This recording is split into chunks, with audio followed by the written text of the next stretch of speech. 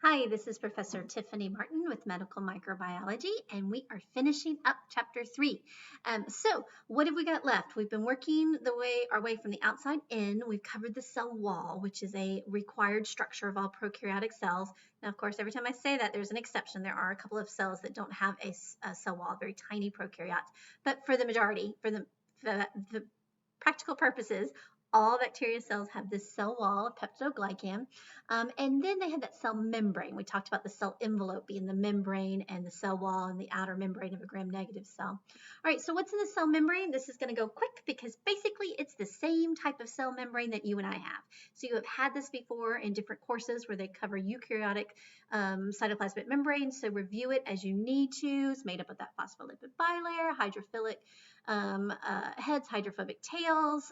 It is considered a fluid mosaic model, which means proteins and things can move in between it.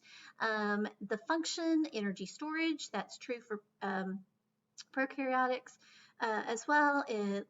Photosynthetic bacteria, it actually undergoes photosynthesis in the cell membrane. It is definitely permeable selectively. So it allows some things in, but it keeps other things out. It has protein channels, so transport proteins that allow larger substances to cross, helps maintain the cell's concentration gradient and electrochemical gradient. So you can review that. This is just some pictures. Again, I'm assuming you've got some knowledge for that, and if you need to review it.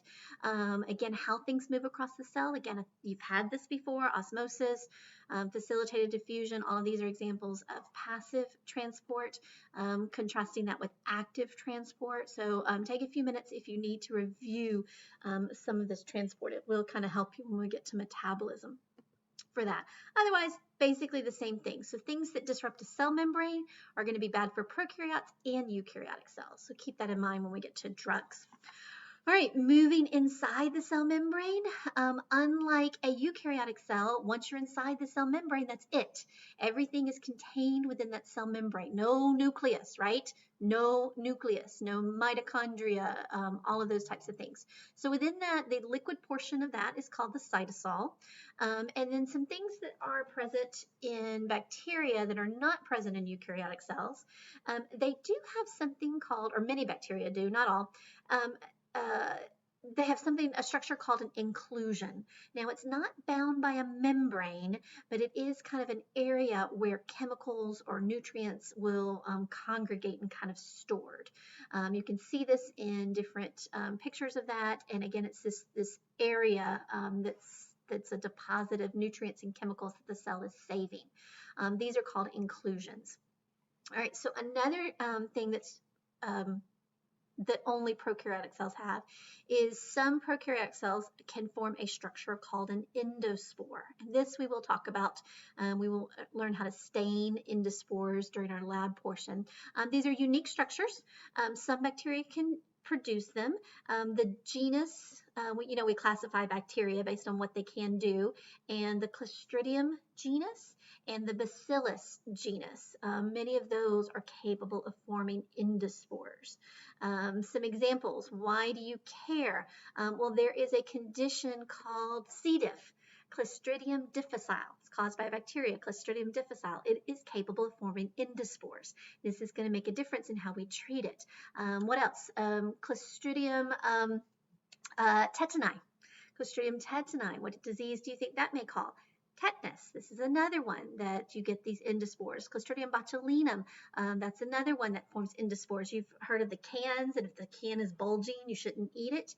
It's because these anaerobic bacteria are inside, enjoying life inside the can and reproducing and making all of these toxin gas. You can get botulism from that. Another one, Clostridium perfringens, causes gangrene. So a lot of diseases are caused by these endospore forming bacteria. Why do they form endospores? Endospores are a defensive strategy. And when a bacteria finds itself in unfavorable conditions, the ones that are capable will form an endospore. It allows them to kind of go into stasis. It lays down these layers and layers and layers of protection, membranes and layers around this structure, so that when conditions become favorable again, the bacteria will survive. But while it's an endospore, it doesn't undergo metabolism, it doesn't grow, it doesn't do anything. So again, kind of a stasis type situation, which means it can survive for decades, at least decades and possibly centuries. And they have even found endospores in fossils that they've been able to germinate and come back out, though we're not exactly sure. It could have been contaminated at a later point in time. So we don't know that for sure. But they are very hardy, almost indestructible. Spraying a little bit of bleach and stuff was not going to get rid of endospore-forming bacteria. The easiest way to get rid of them is to autoclave it, and we'll talk more about autoclaving. That's using heat and pressure to kill bacteria. Endospores will be destroyed by autoclaving from that. All right, so let's look at a little bit more about what they are. So we're going to start off with a cell. This cell is going to find itself in an unfavorable environment. And for most of these bacteria, it's oxygen. Oxygen is the problem. These are prokaryotes that are anaerobic. They are not they do not use oxygen to make ATP. They're anaerobic bacteria. And not only are they anaerobic, but that oxygen is poisonous to them. They cannot survive in an oxygen-rich environment. So when they find themselves in an oxygenated environment, this is an environment unfavorable to growth, they will trigger some processes that will result in endospore formation. So what happens? Replicate DNA. This cell now is called a vegetative cell because even though it has 2 copies of the DNA, it is not reproducing. It is actually going to form one cell at the end that is protected in this endospore. So we are now referring to this as a vegetative cell because it has started endospore forming procedures. All right, DNA replicates. DNA moves to each side. You get this kind of division in between.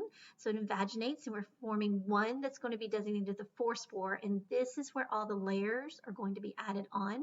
The second set of DNA is actually going to degrade. It disintegrates from that. Lots of things happening. We end up, after all of these things, with a fully formed endospore. All right, this is not considered a method of reproduction because we started out with one cell that divided its DNA, and we ended up with one cell. So it is not considered a method of reproduction. And again, once we have that endospore formed, no metabolism's going on. It's just kind of like the cell is in stasis. Don't confuse endospore with a fungal spore. A lot of fungus reproduce by spores, by forming these spores that are released. This is not the same thing, so don't get that confused in your vocabulary from that. Okay, those are endospores. Just some other things to mention, all these red dots, these are our ribosomes. Prokaryotic cells have ribosomes. They are very similar to eukaryotic ribosomes. We are going to find some differences that'll make a difference later, but for the most part, ribosomes, same function, protein synthesis. They do have some basic cytoskeleton that play a role in the cell shape, but the predominant way that the cell gets a shape is that cell wall. Okay, last thing in this chapter I do want to point out is this theory called the endosymbiotic theory. All right, so how do we get these anaerobic cells, aerobic cells? How do we get these endospore-forming cells? So there is a theory that describing how eukaryotic cells came to be. And when we go back, the simplest form of a cell is a prokaryotic cell. Now back when prokaryotes ruled the world, our oxygen concentration was very different. The gas components in the atmosphere were very different, and there were a lot of prokaryotic cells, and many of them were anaerobic. The predominant ones were anaerobic because there wasn't much oxygen at the time. So this is what was living, a primitive prokaryotic host cell, anaerobic in nature. As things started changing, it allowed for life that used oxygen. So there were aerobic bacteria that developed, that were capable of using oxygen to make ATP. And they existed side by side for a long period of time. But over time, the oxygen requirements were getting more and more, oxygen percentages were getting more and more, and aerobic bacteria had an advantage. The aerobic bacteria were smaller at first, and some of these aerobic bacteria got swallowed up by these larger prokaryotic cells. Again, a larger cell, endocytosis takes in this aerobic bacteria, but instead of dying, the aerobic bacteria survived inside that cell and kept living, replicating, producing ATP by using oxygen.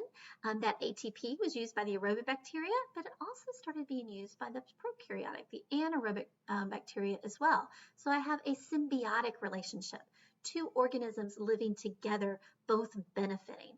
The aerobic bacteria was living in an environment where it had more protection, and in exchange, the aerobic bacteria was producing more ATP that it was sharing with these anaerobic bacteria.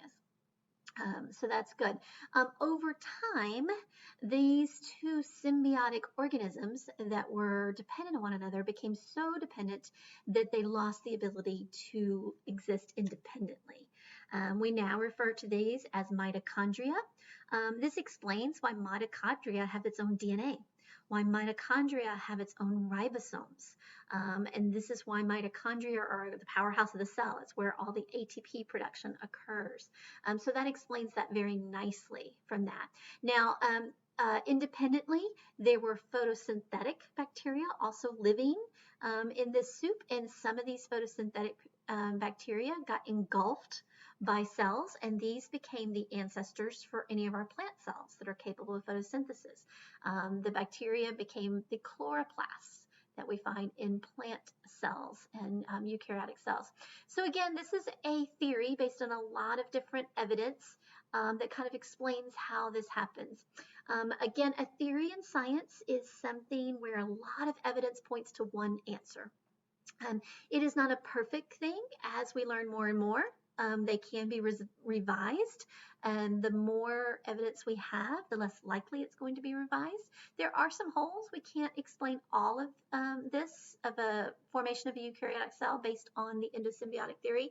So who knows? But at this point in time, we're going with the most knowledge we have, and this is what we have to explain the differences and the similarities in prokaryotic cells. Okay, that finishes chapter 3. Yay! Again, get through chapter 1 and chapter 3 really quickly, and we will start metabolism, chapter 5. Thanks, guys.